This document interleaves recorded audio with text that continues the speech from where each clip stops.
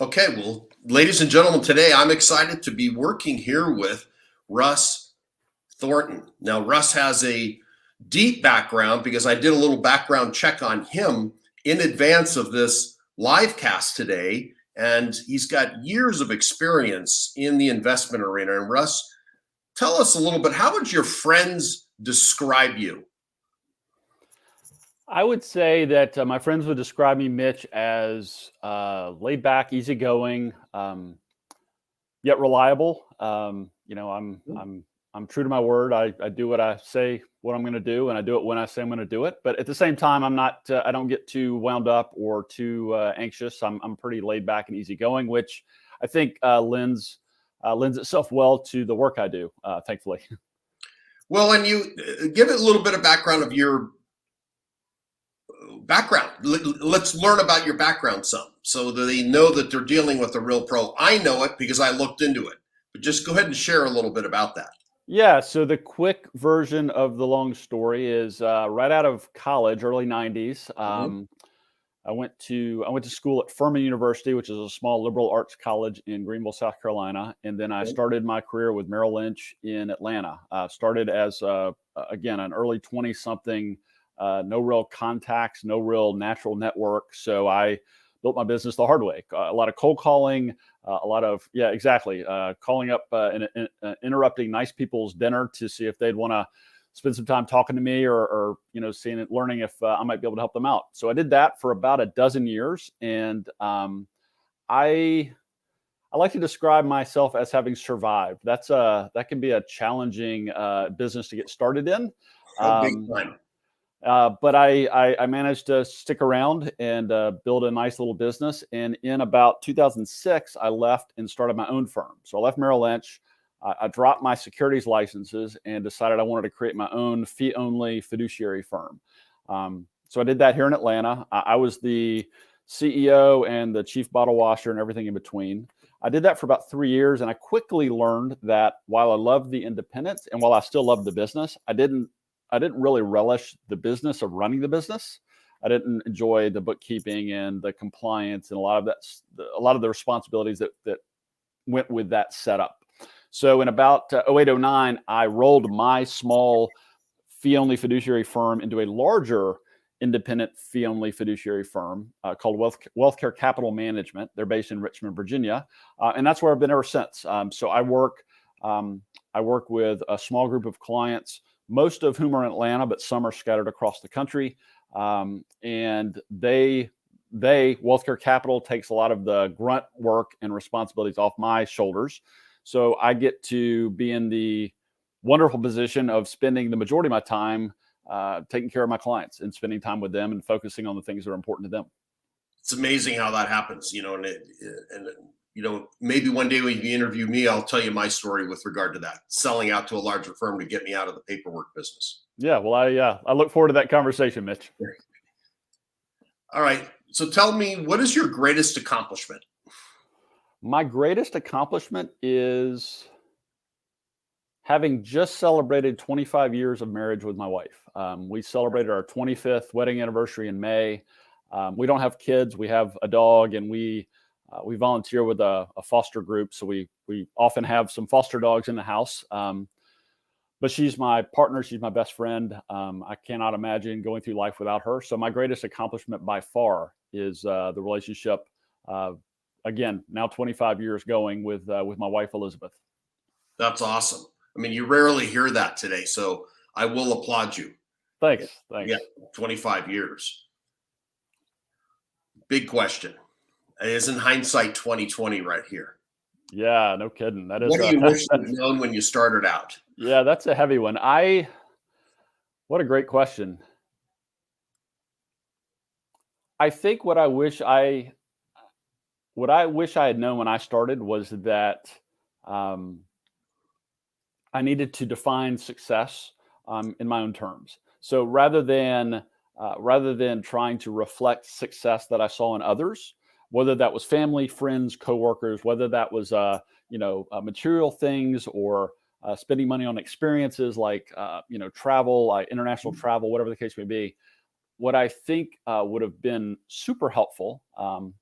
earlier on is taking an opportunity to step back and really think about and clarify what success meant to me, um, both in monetary terms, but more importantly in non-monetary terms, like the relationships I want to focus on and the people and the organizations that are important to me. Um, the way I like to spend my time, how I want to balance my time in the office versus away from the office. My health, things of that nature. And honestly, looking back, I can say the first several years of my career, I kind of lost sight of that. I kind of felt like I was chasing other people's dreams, other people's versions of success. And looking back, life's all about learning lessons as you go. So I actually appreciate that experience. But if I had it to do over again, I think that's what I would do. I think I would be a little bit more introspective and a little bit more thoughtful about what success and what progress meant to me in not just my career, but in my broader life. Well, if you are able to invent any 2020 glasses, I'll be your first buyer. Oh, well, I think there'll probably be a lot. I think there'll be a big market for that, but you'll be the first person I call. Oh, thank you. Appreciate that. See, this one wasn't disclosed, but what are you curious about right now? I mean, you had mentioned before we went live on this call, I just recently purchased a book, and you're purchasing a book, and that doesn't need to be the answer. Yeah. So what I'm most curious about right now, and this is really top of mind because I just went through some training a month or two ago about this idea of life planning. So so there's financial planning, which is where I spend the bulk of my time and energy and work. And under that financial planning umbrella, there's investments and taxes and insurance and all that sort of thing. But this idea of life planning or financial life planning is really having opportunity to kind of dig in with people and try to get a better understanding of who they are as a person. So as I mentioned on that last question, how we sometimes get caught up in this idea of mimetic desires, like our desires, our goals are often influenced by our external sources, whether that's people or media or whatever the case may be. Everyone is subject to that. And so what this idea of financial life planning does is talks about conversations, tools, ways to deepen the relationship, deepen the conversation, ask really thoughtful questions, as well as give people the space and the time to think about, explore, and answer those questions to get below the surface level answers of, what does retirement mean to you, for example, or what are your goals in life, and really get to a deeper level of understanding of, who they are, what's important to them, what are their values, what are their priorities. This is clearly, I want to be very clear, this is not psychology or psychotherapy, but we actually will sometimes ask about their history. Like tell us about money in your household growing up. Right. Was there abundance money? Was it kind of a scarcity situation? And how have those lessons carried through to your adulthood? So it's super, super fascinating. There's just it's almost a bottomless well of research and practical applications to think about. But that's something I've really been spending a lot of time with lately. It's something that I'm endlessly curious about, and it's something that I'm beginning to introduce to my clients through our conversations. Great. Completely shifting gears.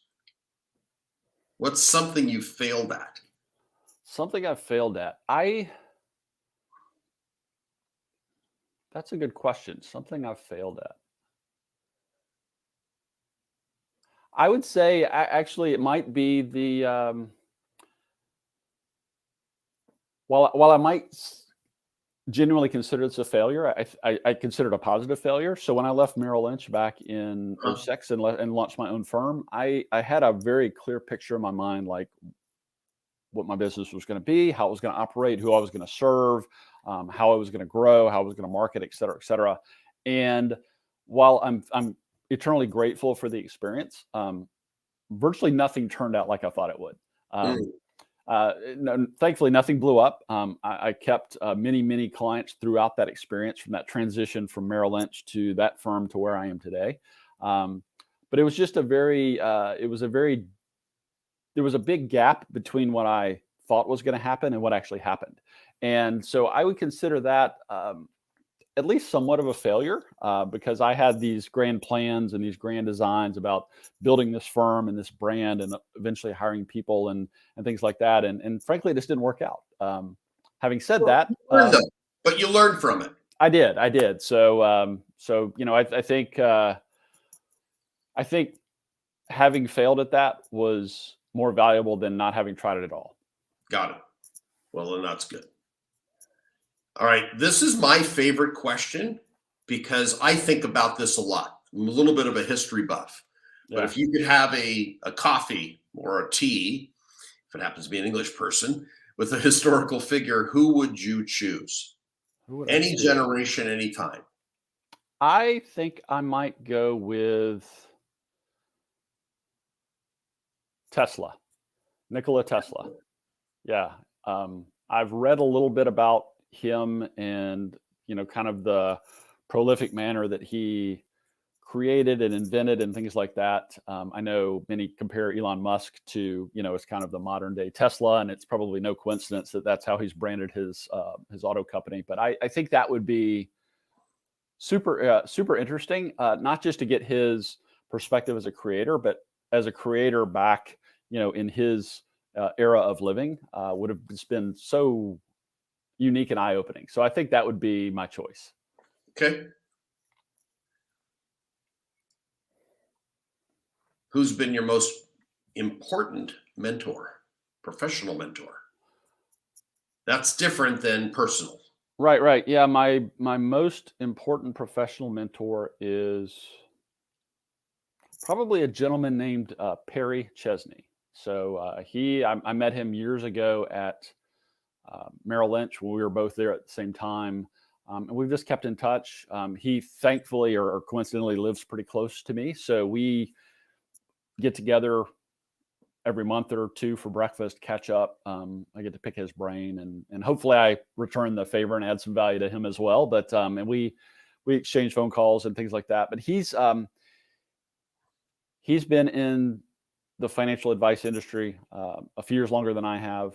He brings a fresh perspective. He's an independent thinker. He's very direct and delivers his thoughts with a lot of candor, which I appreciate. I would say Perry definitely has been probably my most important professional mentor. Okay. And this is always a fun one. We talked a little bit about this with the 2020 hindsight. Yeah. If you could give yourself, the 18-year-old self, one piece of advice, what would you tell a young Russ? What a great question. I think I would tell myself to slow down. I think as I reflect back now to that age range, I felt like I was just in such a hurry, like hurry to get out of the house, go to college, get out of college, get a job, get a job, start a, find a wife, et cetera, et cetera. I think looking back, I could have slowed down, savored the experience and the journey a little bit more. Maybe stopped and smelled the roses, as they say, a little bit more along the way. I had a great childhood. I've had a great life, so no major regrets. But I think that's something that would have colored my life a little differently, perhaps better along the way. So I would have probably wished or have told myself to slow down a little bit more and enjoy the journey. Great. We all have goals because I know that you're a reader and a seeker of knowledge. So we can have a little brief conversation. But what's your plan to achieve the next set of goals for Russ? I'm in a blessed position, Mitch. I do well by helping others. I get to in a sense serve others, and in doing so, that helps propel me. Not just financial rewards, but there's a lot of fulfillment and just intrinsic rewards I get from my work, my profession.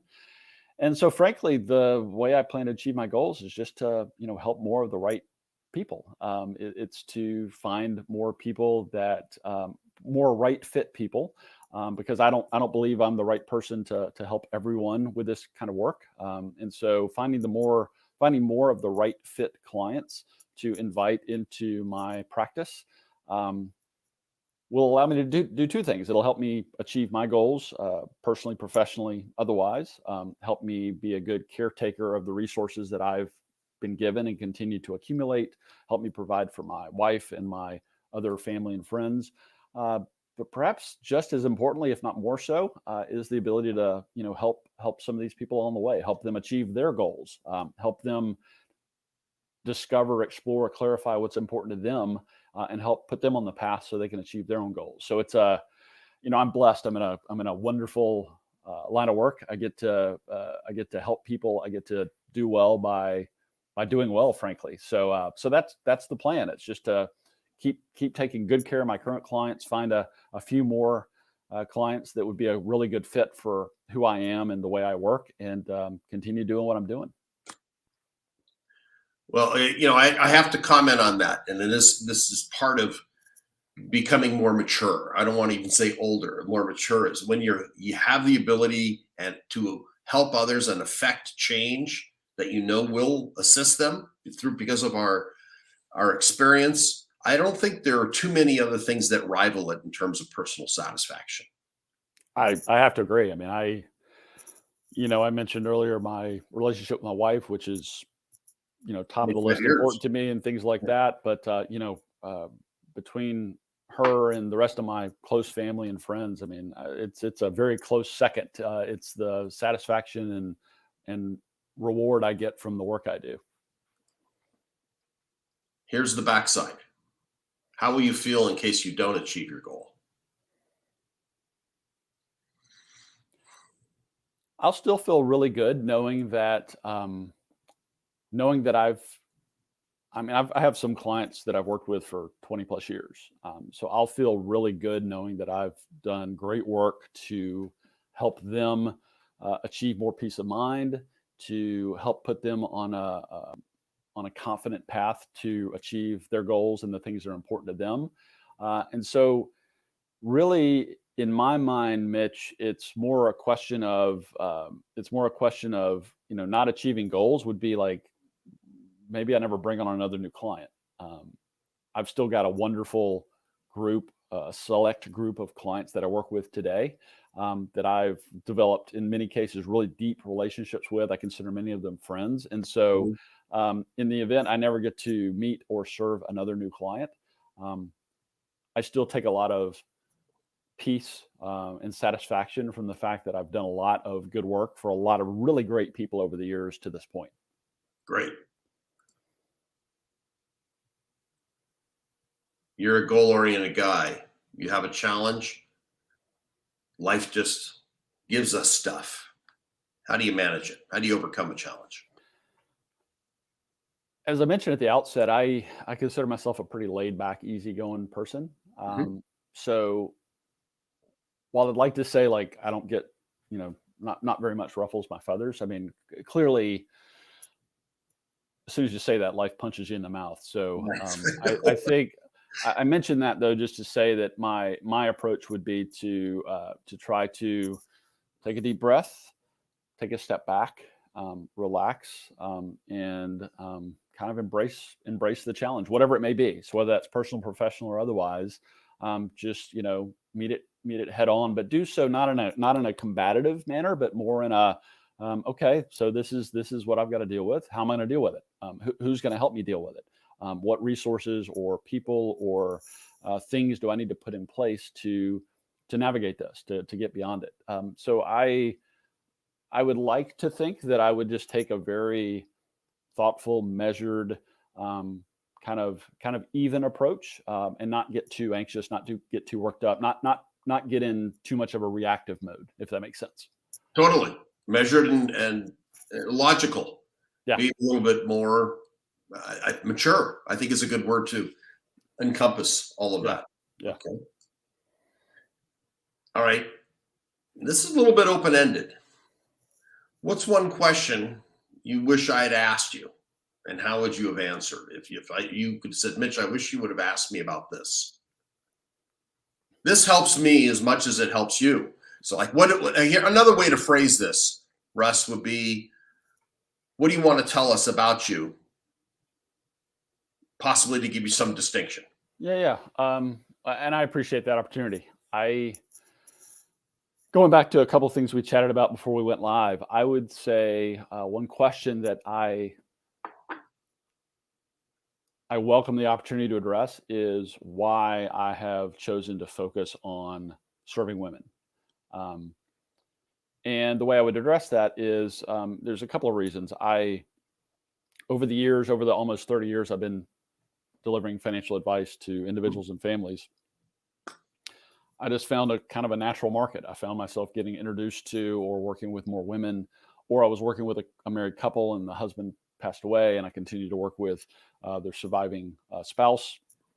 So it was kind of a natural market thing. The other piece of it, though, is back when I was coming out of college, right at the start of my career, my mom and dad went through a divorce. Mm-hmm. And at the time, my mom had been a stay-at-home mom. She raised my two younger brothers and I. We had a great family. I had a great, childhood growing up. My dad had been very successful, and at the time, my mom got a lot of assets, a lot of alimony or spousal support, and child support for my two younger brothers who were still at home. And through a combination of some questionable decisions on her part, as well as the lack of any evident financial advice that could have helped her along the way, she's in a very challenging financial situation today in her mid 70s. We just celebrated her birthday last week. It could have been very different. I know it could have. She could be in a much safer, more sound position today financially, which would obviously have a positive impact on the rest of her life. Not just her life, but my life and that of my two brothers and things like that. So it's really important for me to help women like my mom avoid that kind of outcome when it could in fact be very different and much better. So whether it's a woman dealing with divorce or widowhood or another situation, another challenge, or simply a woman transitioning into retirement, it's really important to me to help them define success in their own terms and then create a plan to achieve it. Well, it's interesting, and that's the why question. I would have brought up that you're a specialist in this whole area of retirement advice for women. This was a pain point for you, something you observed with no one closer than your mother. Right. And not being able to manage her money as well as she could have had she been given the right direction. And it's no accident her oldest son is in this career and is helping people just like your mom, who might all of a sudden be this housewife with no real financial literacy or education. And then you're able to handhold these people today. So they ensure some predictable income or reliable income, safety. Really, you're safety. Kind of a safety manager. If I am to relabel you a little bit, Russ, you're a safety manager. I think that's fair. I think it's safety, peace of mind, and frankly, just they want to know if they're going to be okay. It's a real honor to be in a position to kind of help guide them through that process and be in a position to show them how they can be okay. Have you ever written a book? I've not. Next question. If you had to write a book tomorrow, what would you write about? Well, Russ. Yeah, that was a nice segue. I think I might have answered it. I think it would be how women can gain control, clarity, confidence, and comfort around their money and create a life that they're happy with, they're proud of, and they get the peace of mind from knowing that everything's going to be okay. Because I think that's a big fear for a lot of women, especially older women in their 50s and 60s and older. And then if you throw something like divorce into the mix, I mean, holy cow, their world gets turned upside down. And so many really value having that knowledge, that path forward, that direction. So I think that's probably what I would write about. Yeah, I could see you, and this is just my creative mind going on. I could see you in a safety hat holding money. Like the fanned out $100 bills, let's say 20 of them. So you got like $2,000 sitting in there, and you're wearing the safety hat. I mean, it's the message of, I'm going to guard you or make sure that you're secure. I mean, Yeah. it's on the book cover. I went immediately there. Yeah. That's I like that imagery. That's an interesting idea. So I appreciate that. Yeah. Yeah, it was just that. Okay. Final question that I'm going to ask: how can we support you? Well, thanks for asking, and thanks for having me on the program. I think you already have. I think just giving me an opportunity to share a little bit about who I am and how I think and how I see the world, how I believe I can add value to others. That's all I can ask. And giving more people a little bit of awareness that there are folks like me out there that want to help and that are equipped and qualified and have the experience to help. I can't ask for more than that. So I appreciate the question, Mitch. I appreciate the offer, but this has been a fantastic opportunity, and I'm just looking to find that next woman, that next client that needs my help, and see if I can make things a little bit easier for her. And they can find you at wealthcareforwomen.com, correct? Yep, that's it. Perfect. And all right, personal question. What would you say about your guest experience on the show? This has been fun. I would say that leading up to this conversation, the process has been very thorough. It's been very well thought out. Everything from scheduling to setting expectations to a pre-interview to having this conversation. And this is the fun part, right? This is where we get to just have a conversation. So it's been great. It's been easy. You've made it easy on me, and it's been fun. So it's been great. I can't imagine how you guys could do it any better than you have. Well, wow. Well, that's great. Easy, fun, and professional. Okay. Yeah. And as your final word. Final word. I would just say thank you. To you and to your team. This has been fun. I always appreciate the opportunity to meet and have interesting conversations with interesting people. I would certainly categorize you that way, Mitch, and look forward to keeping in touch and maybe having another conversation down the road. So thank you. I would enjoy that. And we certainly share that Merrill Lynch background. I mean, I was only there 2 years. We both went through the program out in Princeton. Yep. And that was quite a deal. I mean, it was a long time ago for me, over 30 years, but it was fun. Something memorable. Yeah, okay. Absolutely. Well, thank you for being a guest on my show today. And I look forward to being able to refer business to you. Yeah, sounds great, Mitch. I look forward to